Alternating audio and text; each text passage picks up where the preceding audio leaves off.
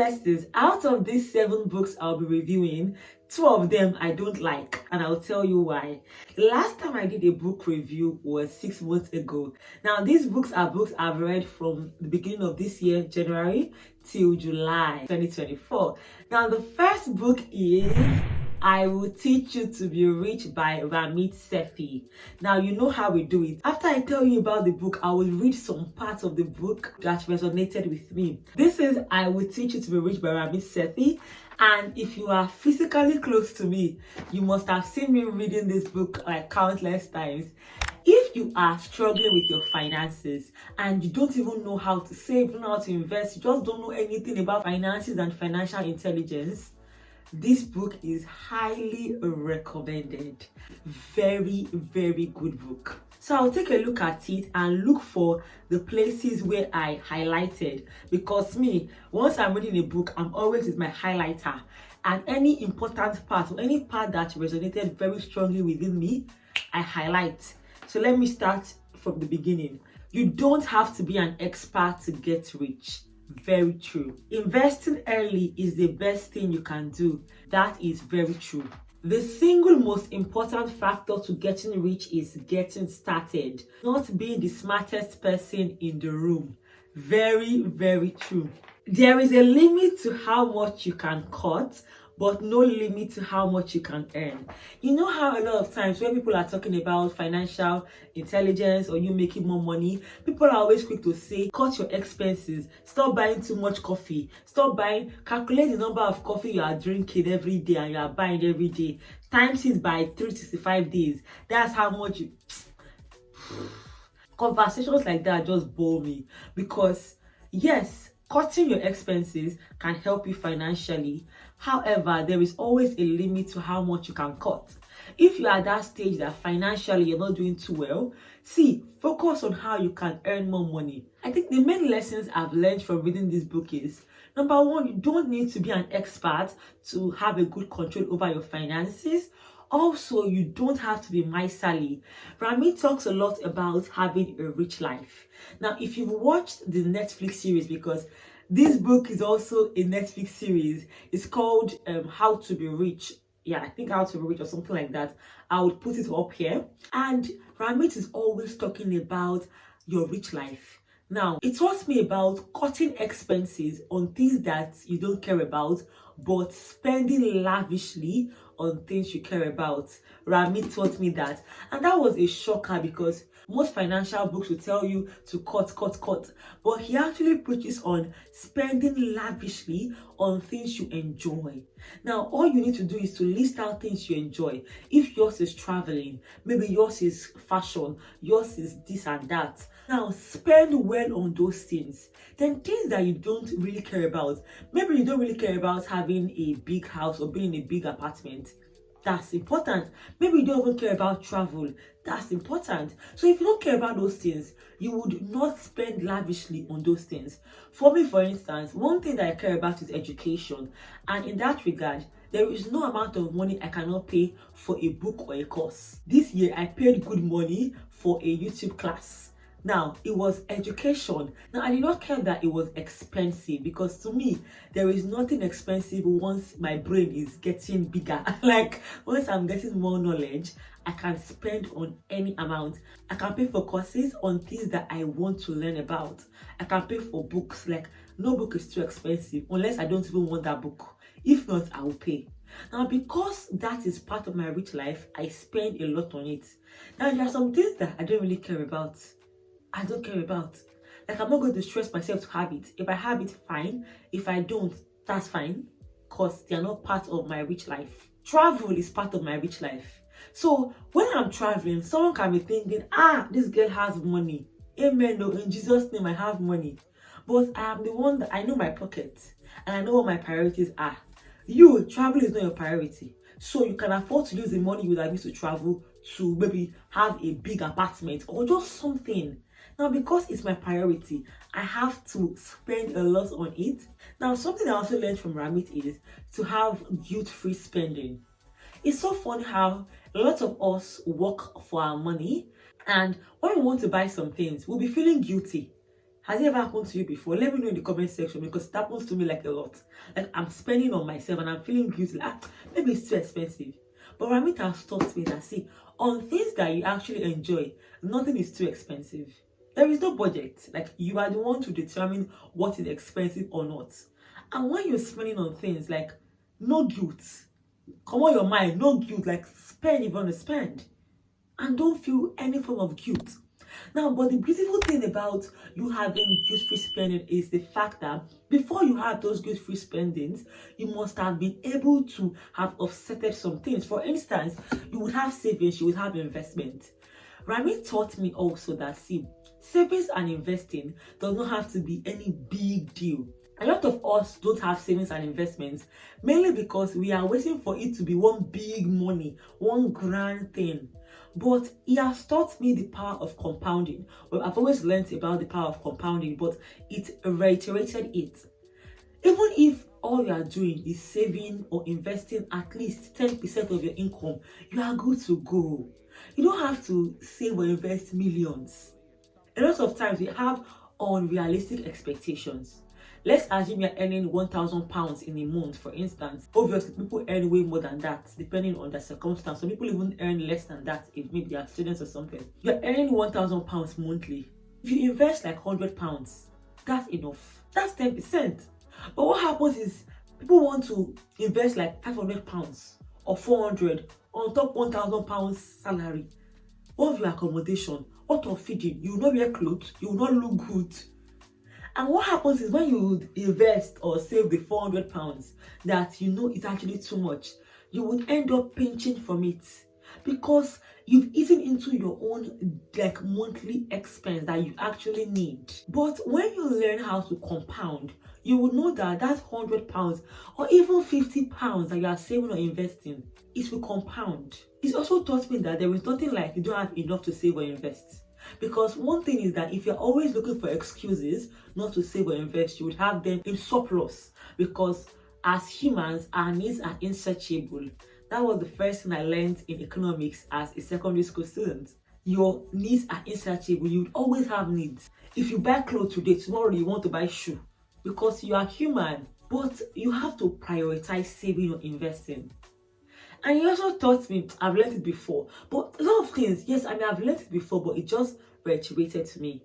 Learn to pay yourself first. Most times when we have like our money or our salary, as the case may be, our first inclination is to pay rent, pay bills, pay other people. Then whatever remains, we now want to pay ourselves. But no, do it the other way around. Pay yourself. When you make your money, bring out your emergency savings or your investment. Bring it out. Trust me, those other bills, you will still offset it. You will offset it. But if you think savings or investing is like secondary or even tertiary, you would not do it. So these and many more are the things I learned in I Will Teach You to Be Rich. Now the second book is The Mountain Is You by Brianna West. I am so ashamed to show you this book. No, I'm not, why should I be ashamed? It's evidence of good reading. See.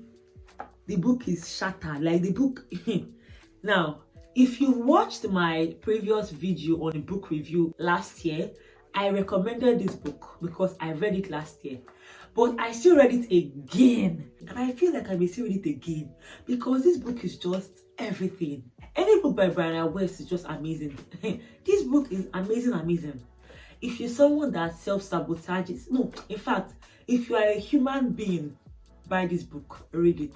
It will help you navigate all aspects of your emotions, whether it's resentment, guilt, anger, fear, jealousy, envy. Like, this book is just packed. Let's see what I can pick.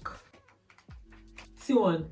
Emotional health is not the experience of being perpetually calm and happy all of the time. It is the experience of allowing a range of emotions, both good and bad, and not getting too stuck on either one. You were not born to be perfect. You were not born to be happy all of the time.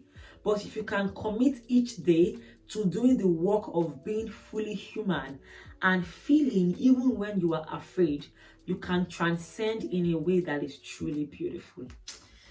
This woman is so good. When you start thinking that you don't know what to do with your life, what you really mean is that you don't yet know who you are. Hey, kai.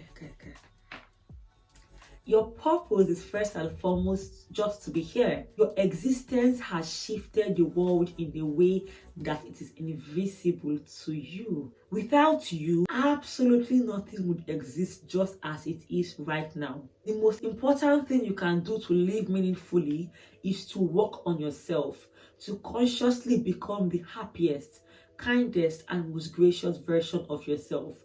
You are the blueprint of your future. Your purpose does not require you to be the best at something. It just requires you to be you. This book just... Have you ever read a book that you just feel like crying? Like, this book takes me in a spiritual level like I've never been before. I feel like if you are maybe in a difficult state or stage in life, and you need to have like a retreat just to be shut out from the world and just to get to find yourself again or rediscover purpose, this is a book for you. Like the book, as I'm talking, safe, I'm feeling like, let me just close the book. Oh God, let me just close it because it's powerful. God, I feel like I read it again because it's just powerful. Like I can't go and buy the book and read it. I'll try and put the links to purchase in my Amazon storefront. If I'm not able to put the link, just go and look for the book and buy. Now, the third book, remember, I've not talked about the books I don't like. The third book is The Pathway to Wealth by Pastor Olumide Emmanuel. Now, this book is my brother's book, so I did not highlight anything because I don't want problem. And Pastor Olumide Emmanuel is someone that I have been under his tutelage when I was in Nigeria. And he's like very good. He's a financial, it's good. Now, since I did not highlight, I may not be able to remember everything I've read from it, but I made notes, so I'll bring my notes.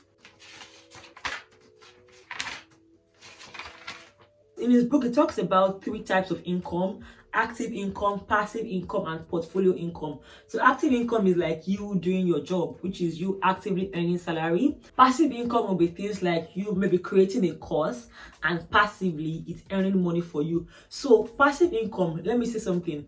People think passive income means you do nothing. No, most times you've actually done something. Like you creating a course, you're doing something, but then you will now start earning money later on. But then portfolio income is the one derived from things like stocks, bonds, mutual funds. And he highlighted the fact that truly rich people, they focus more on building their passive and portfolio income, which I think is very true, because having things like stocks and earning dividends on it, or even if you're not even earning dividends, but it's being reinvested, it is beautiful.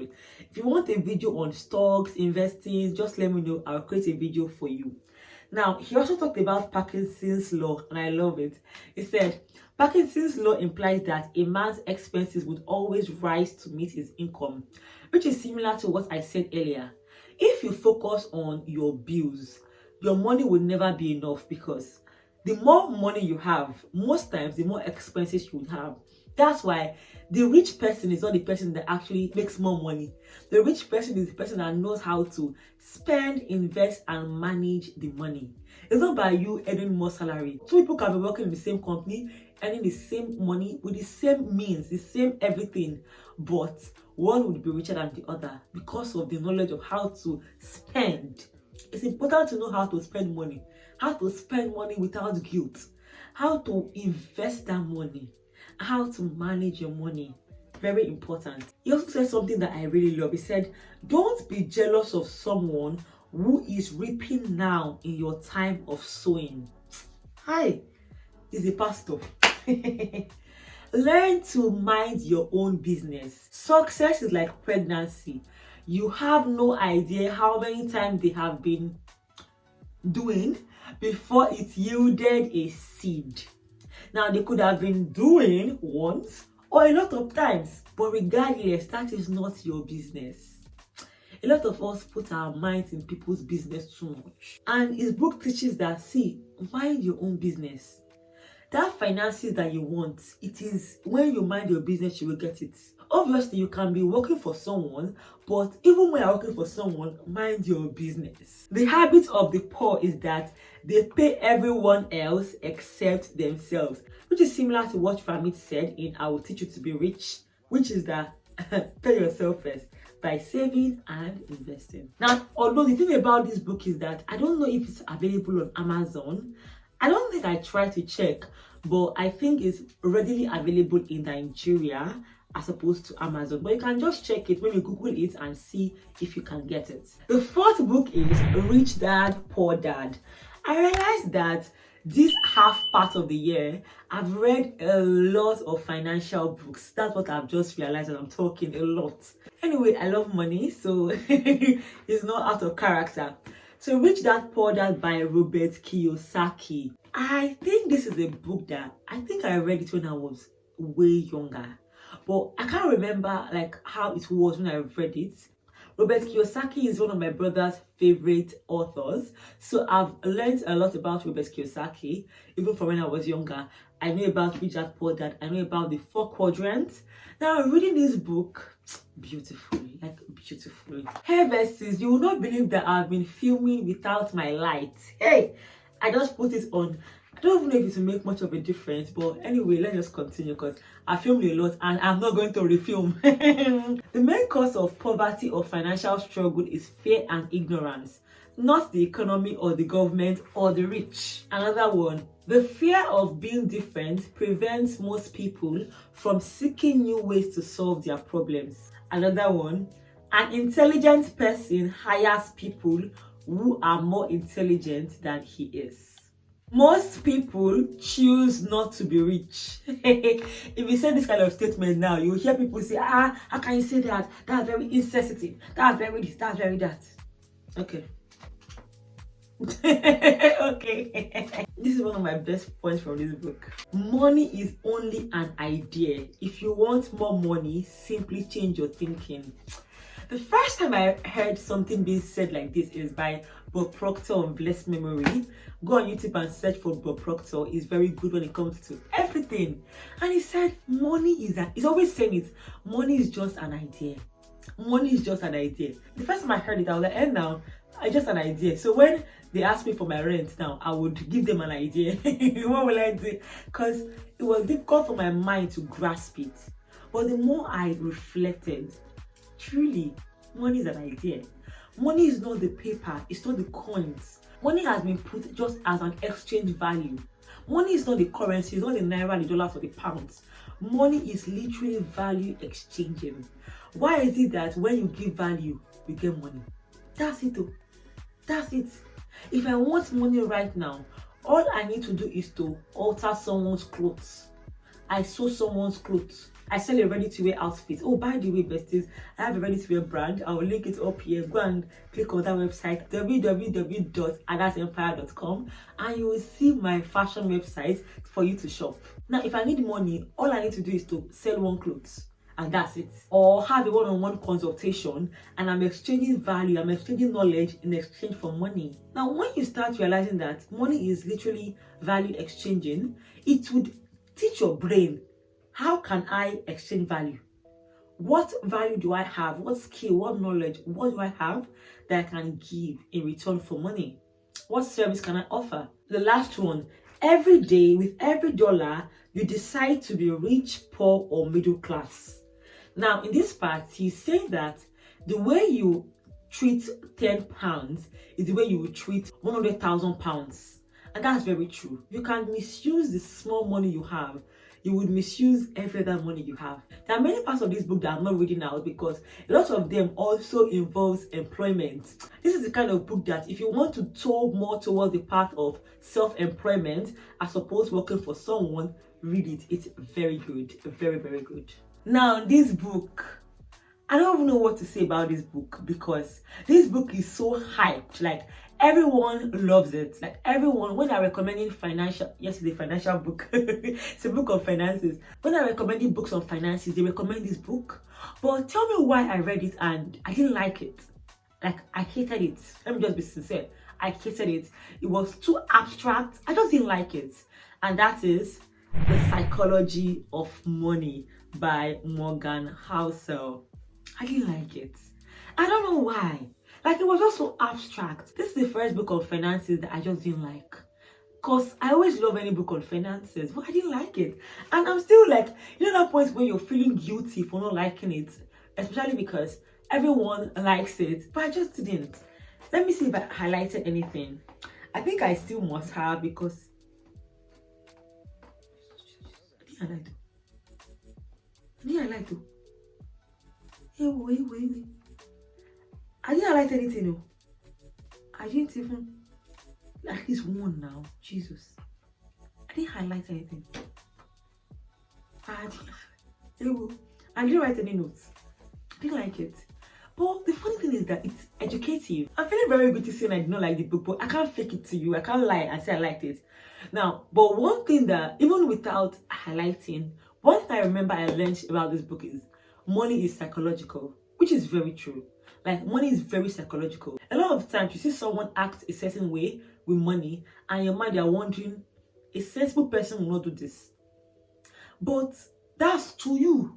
So that person is sensible. You will see someone that grew up in poverty, for instance. Then the person now comes into sordid wealth, and the person is wasting the money. And you, in your logical mind, you're thinking, for someone that was in poverty and now you have wealth, one would expect for you to act nicely, reasonably with money, because you know what it is to be poor. But then that's to you, to your brain. So the person's brain is like, hey, what if I'm poor later on? Let me just spend. On the flip side, there could also be someone else like that will now be very miserly. You see someone as a billionaire, and the person cannot buy coffee of £3, £4. Even something of £1, they cannot buy. They're very stingy and they have money. But in their head, it makes sense. So this book actually taught me about learning how to give people grace regarding their financial situation, and also give yourself grace. Because there are times when you make some rash financial decisions, but it made sense to you because of your own past, your experiences, and it just makes sense. So that's the main thing I can remember learning from this book. I think what may have, because now looking at it, what may have put me off about this book was the fact that there was like a lot of history, a lot of statistics. It just felt statistics again. It felt way too abstract. Like, that's how it was for me. But I know a lot of people liked it. A lot of people like it too. I think if you love history, you love abstract things, you would love it. I didn't. And it's a New York Times bestseller. Like, it's good. So many people love it. So you may love it. I didn't. Books 6 and 7 are actually audiobooks. So I don't have any physical copy. I don't want us to end on a bad note. So let's first say the one I don't like. Number 6. This book called Attached. I'll put it up there. Now, Attached is a book that every therapist, okay, not every, like a lot of therapists, a lot of people that are into like emotional, personal development, they recommend Attached. Like, especially if you struggle with understanding your attachment style, people recommend the book Attached. Tell me why I read the book and I was just hissing. Like, it did not resonate within me. It was not it for me. I didn't like it. You know that point when you are listening to, because I was listening to it as an audiobook, it was an audiobook, and you're arguing with the author. Like, I felt there was too much emphasis on the anxious attachment style. So there are various attachment styles. There are basically 2 attachment styles created by John Bowlby, which are the secure and the insecure. Now, secure attachment style are people that basically had a very good foundation from childhood. So you had like caregivers or parents that were there for you, that cared and showed you love. Most likely you would have a secure attachment style. And the insecure attachment style ranges from being anxious, being avoidant, being fearful, disorganized. There are various variants of it. Now, I feel in this book, well, they focus mainly on anxious attachment style, avoidant attachment style, and secure attachment style. I feel they focused way too much on the anxious attachment style, and it just started irritating me. I feel they did not focus as much on the avoidance, and I also feel they've not really focused on other variants. Some of us don't have one or the other. We have variants. Some people have anxious avoidance as one, and they not really focus a lot on aspects like that. So I think it just puts me off. Or maybe it was a good book, but the stage I am in right now, it's not a good book for me. Maybe that's it, because it was just not it. Although I learned, something that I learned from the book is the fact that we have a part to play in the emotional stability of our loved ones. Now, in the book, they made it seem like you are responsible for the emotional stability of your loved ones. I don't agree with the fact that I'm responsible, because no, everyone, we're all responsible for ourselves. Like, I'm responsible for my own emotional stability, because at the end of the day, you did. In your life, no matter how much you're surrounded by love, you're still going to be like the last man standing. Like, what I mean by this is, you have people that care about you, but sometimes when push comes to shove, you'll be alone. And there are times it just happen. Not because people don't care about you, but because they also have their own lives. So saying that someone else is responsible for my emotional stability, nah, I don't really agree with it. But obviously, I believe that you have a part to play in helping the emotional stability of your loved ones, but not that you are solely responsible for it. And by this, I mean, for my friends, my presence in their lives would bring stability. Like, if I'm a good friend, to bring security. That's why for me, for instance, I gravitate towards friends that are positive, friends that their presence make me feel secure, friends that I don't have to like doubt or second guess my place in their lives or who I am. Like, I like friends that if I feel like I'm a bad bee, they feel like I'm a badder bee. Like, that helps. It builds confidence, make you feel secure, loved. Unlike when you're feeling like, yes, you are, then your friend is telling you, who do you think you are? Just that small thing you have done, you're cancelled. At first, it was interesting learning about the anxious avoidance. It was just very beautiful at first. But I think they started talking too much about the anxious that I beg. I just somehow, I don't know why I feel I may still end up reading the book. Maybe reading it like the physical copy may help, but I don't think I would use my money to buy that book as at right now, the way I feel. No. Maybe I may watch it again, or maybe I get it as a gift. No, don't get me as a gift. There are other books you can get as a gift. But I don't know. I may read it or listen to it another time and maybe have a different understanding. That's also valid. So these books that I'm saying I don't like does not mean I can't change my mind, because the next time, if I change my mind, I will come here and tell you I now like it. Who will beat me? Nobody. Now, the last book, which is a beautiful place for us to end this vlog, is Feel Good Productivity by Ali Abdaal. I love it. I love it. I love it. Ali Abdaal is someone that I've followed on YouTube, mainly because he's very good in productivity, but not in productivity the way we know it to be, but the fact that he prioritizes having fun and still being productive, which is where I am focused on. Because for me, it's not just about you doing, but you having fun whilst doing whatever you're doing. Ali said something: when you want to do something, think about what would this look like if it were fun. And in this book, Ali prioritizes having fun, like being happy. When you want to do any task, how can you make it as easy and as fun as it can be? Let me show you how I practice this thing. One time I was trying to make a dress and I was feeling very exhausted. Like, I just didn't want to go on. General productivity experts can tell you to, oh, keep going, oh, do it. But he highlights having fun. Now, instead of just doing when you're not even enjoying it, what do you enjoy that you can also do that will now make it happy? For me, I realized that, okay, at that point, I would have loved to watch a movie. So what did I do? I habit stacked, which is something else I learned from this book called Atomic Habits. Very good book, but I'm not reviewing it today. Habit stacking will teach you to combine a task that may not be fun at the moment with one that is fun that you can do at the same time. So see me watching a Netflix movie and sewing, and before you know it, I'm happy. And hours have gone, I'm done sewing my dress and I just want to keep sewing. Now, I learned from Ali that the more you practice fun in whatever you have to do, the happier you will be.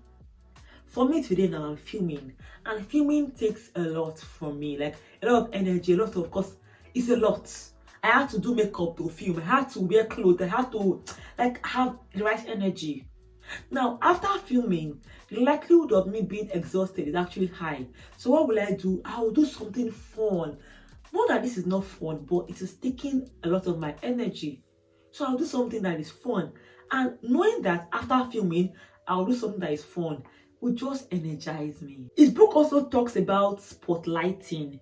Now, spotlighting is when you think the world revolves around you, or in a nicer way, when you think people are watching you.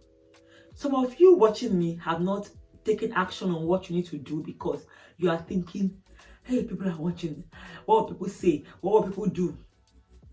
What will people say? They will say whatever they want to say. Whatever. Ali told a joke in his book. He said he was in the midst of some of his friends and he said something that was like not nice and everyone was quiet. Then he started feeling really guilty, really bad. Then some minutes later, I think he mentioned it and no one could even remember what he had said. They were quiet because of their own personal reasons. Maybe someone was quiet because they just remember something going on in their life. Another person was quiet because someone sent a message on their phone. Like, people have lives that is not about you. And sometimes it can be difficult to realize. But it is the truth though. When I wanted to start my YouTube, I was like, hey, oh, people say, hey, people know me from university. Hey, they know me as a quiet girl. Hey, now I'm very grateful that I did not even care. I just did what I wanted to do. Why? People will surely talk. And most times when people talk about you, it's not because you are even important though. It's because they are bored in their lives. And trust me, the minute they see something more important, they move on. You will see a viral story of a celebrity trending. In one day, sometimes it will not even take up to one day. Something else would pop up and they will just move on. That's why it's good to stop caring. Stop caring. See me, I'm talking to you like I can advise. I beg. He also talked about energy management. I've done a video before about energy management. I'm going to link it up here. And I learned from Ali about how to prioritize things that give you energy. Like I'm filming now. This is morning. I started filming 10 o'clock because I know that when I wake up, my energy is high. Unlike later, after filming, I'm not doing any big thing today because these are taking my energy. And when you learn to manage your energy, you become way more productive than you've ever been. He also talked about how to avoid overcommitting yourself to things. So he said you should make 2 lists. One list would be for things that you need to do now. And by now, I mean like in a week from now, you need to do it. The second list will be things that you want to do but can do it later. Seeing those lists will really help you if you are an overthinker, if you overcommit to things, or if you're someone that has many talents, my people. Sometimes when you have so many talents, it can even be a curse if you're not careful, if you don't know how to manage it, because you would have so many things to do. You won't know when to prioritize, you won't know what to prioritize. But if you make that list, you just know that things that are not in that active list, that first list of things you need to do now, they can wait. And this is something I practice even with my fashion brand, with this YouTube brand, and my other things. Because if not, you just overcommit yourself and you'll be depleted. You also mentioned that breaks are not special events, they are necessities. Taking breaks is very important for all my hardworking people, all my strong women, strong men. Learn to take breaks. See, breaks are not a luxury, they are necessities. If your body is giving you signs that you're not feeling well, your body is giving you signs, take a break. Don't just be powering on. Just you go to work even though you're not feeling well. And I take your own advice. Take it now. Amen. He also said something that I really love. Make 2 lists. Another list again. List of things you tend to do when you are drained of energy, and list of things that recharges your energy. This is something that I've done. I've done a list of things that recharge my energy, and it has helped me. And some of these things can be very minute. One of those things for me is having a slow day. I noticed that when I'm living slowly, I'm energized. When I'm rushing, maybe I'm going to work and rushing, running, not even running or walking fast, it impacts me. So I know that if I don't want to be drained that day, I do things slowly, small, no tension, no pressure. May nobody pressure me. It talked about allowing yourself occasionally hit the pause button and intentionally step away from the things you feel you should be doing. This is something that I'm going to be doing after this video. Like this week has just been like a lot for me. And after filming, I'm just going to rest. Sometimes you need to take a break, take leave from work. Not because you have any vacation, but just to rest. You don't have to wait till you have a vacation, no. Just rest. And the final thing it talked about is doom scrolling. This is something that a lot of us do a lot. You can be watching me right now and saying, you just exhausted of life. You are this, you are that. Most times because you've been doom scrolling. And doom scrolling is you just scrolling. You will say you want to check TikTok for 1 minute. And before you know it, 2 hours, 3 hours, you sleep off, you are still on TikTok. You are still on Instagram. Watching people live their lives. Now, I'm not saying you cannot do that because I also do same, like I watch content. However, there should be a limit. If it's getting to the point that it's even affecting you, stop doom scrolling. Stop it. Sometimes you may just need a break. I notice that the times I take breaks, maybe from social media, I come back to my content and I'm more energized. I have like fresh ideas. That really helps. In line with this book conversation, if you want an ebook devoted to talking about healthcare, interview questions and answers, plus tips, the link to purchase is in the description box. Click on it and purchase, and you will see my other services right there. Now, these other books can be purchased on Amazon or click the link in the description box and you'll just see how to go about it. So my lovely besties, until I see you next time, stay blessed, remain happy, and